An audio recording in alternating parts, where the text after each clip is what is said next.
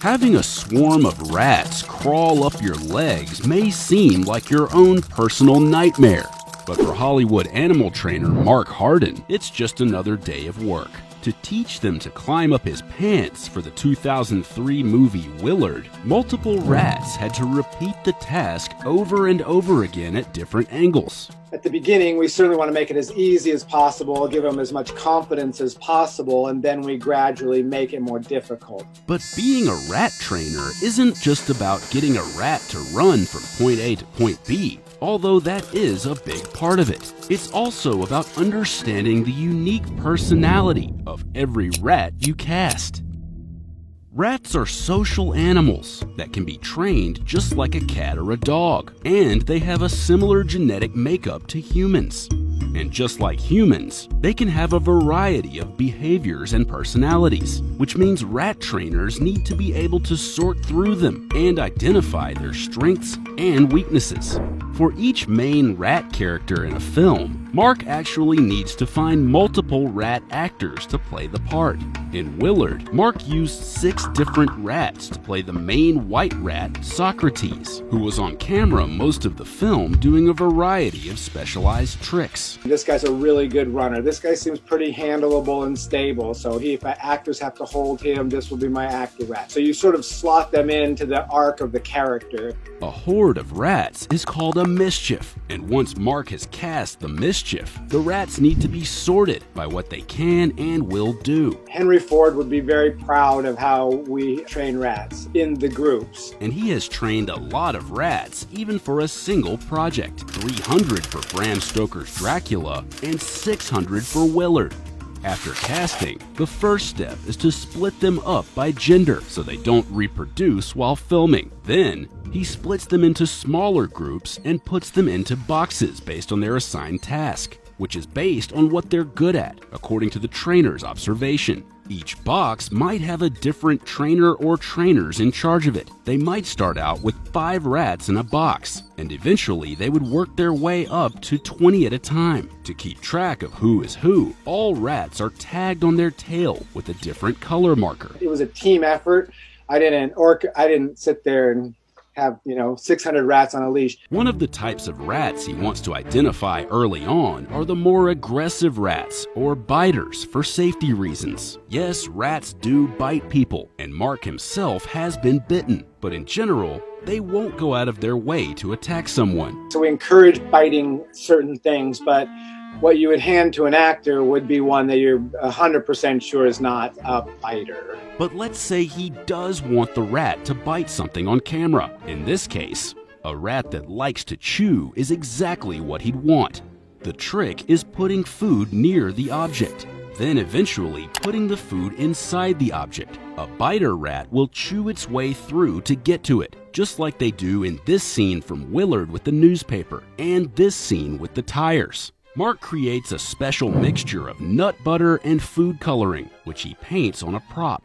For example, in this scene in Willard, the rats were actually chewing fake balsa wood legs covered in this edible paste. If I want him to look like he's biting a finger, I'll just put some scent on the finger. Not enough to make him want to taste it, but enough to make him interested. If a real bite is required close up on camera, usually a prosthetic is used, with fake blood, of course.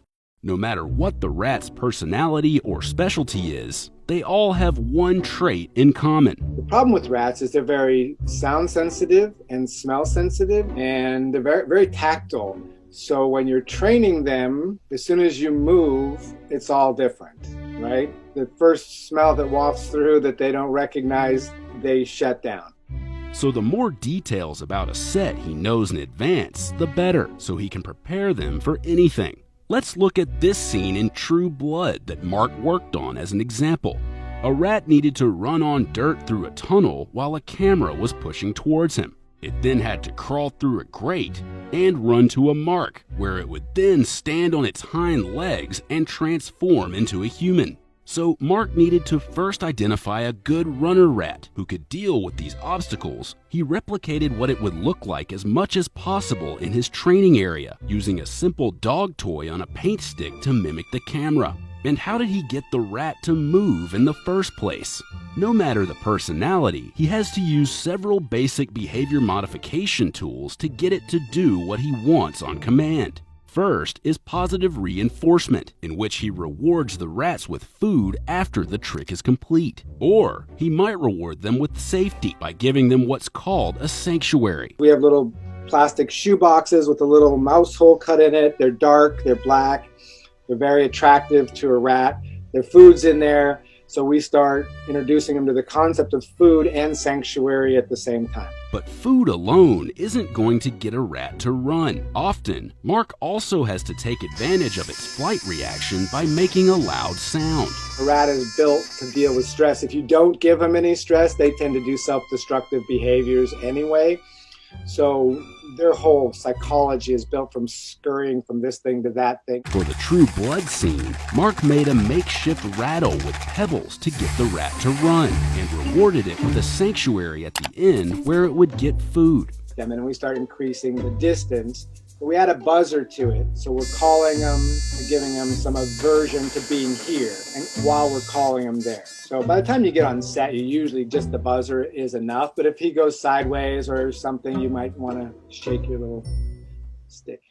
To get the rat to hit its final mark, he used an almond oil scent so it knew where to stop. He uses this same basic method when he needs specialized tricks, like jumping or climbing. They behave well on props. You know, they can walk tight ropes and go up ladders and do things like that. Let's say he wants a rat to jump in a scene, a more difficult trick for a rat. He puts the food behind him on a platform, so the rat has to use his shoulder as a bridge to get it. Then, he gradually increases the distance so it has to hop over. Or, if he wants it to climb his leg, as we mentioned earlier, he puts the food at waist level off camera, so it needs to go up his leg to get to it. And sometimes, he needs to adjust the props to give the rats a boost. For example, in Willard, they created a set of prop steps that the rats could easily run down that were much shorter than the ones Crispin Glover would use. Now, working with a single rat is one thing, but what happens when he needs a whole group to do something? How do their personalities change? The groups become individuals. You know, I mean, if you have a group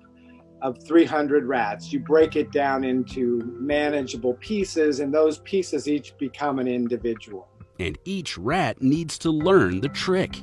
They won't follow the herd or follow a leader like pigeons or other flock animals. As groups, they're all stupid. One rat will never lead another group of rats through something difficult, but one rat will stop an entire army of rats. A common scene with rats in movies is swarms of them running together from one point to another. Let's look at an example of how a group of some runners were trained for Willard. Mark starts by putting each box one at a time on top of a table in the middle of a room. He opens it and has them run to a different sanctuary box at the other end. He does this on a table, both to get them out of their comfort zone and so they're easier to control. They naturally want to hug a wall.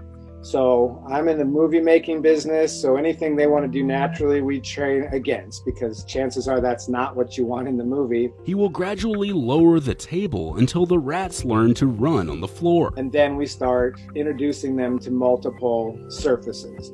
They'll run over carpet, they'll run over wood, they'll run over tile, we'll put water, we'll put dirt, we'll put whatever they need. Lastly, he preps the groups together on the actual set. Usually, 2 rehearsals is enough.